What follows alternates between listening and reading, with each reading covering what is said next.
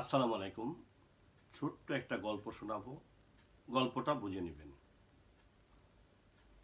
Jamalpur rail station থেকে ঢাকা যাবে এক ভদ্রলোক।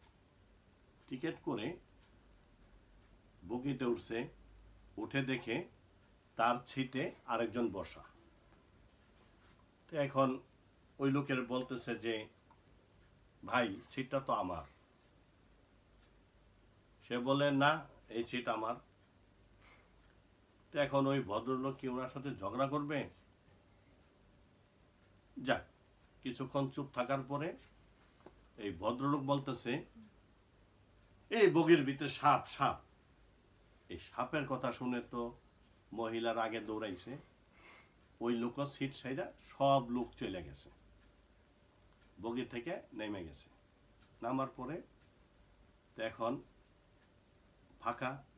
এখন এই ভদ্রলোক তার সিটে বৈশা চায়ের হাত পা চায়ের দিকে দিয়া শুয়ে পড়ছে একা। তো এখন সন্ধ্যায় হইল, ট্রেন ছাড়বে। সন্ধ্যা হয়ে গেছে, সে তো ঘুমায় গেছে। সকালবেলা ট্রেন ঝাড়ু দেওয়ার জন্য ঝাড়ুদার আসছে, আইসা বলতেছে, এই ভাই আপনি এখনো ঘুমাই আছেন? কইও আমি ঢাকায় এসে পড়ছি। কিসের আপনি ঢাকায় আসছেন?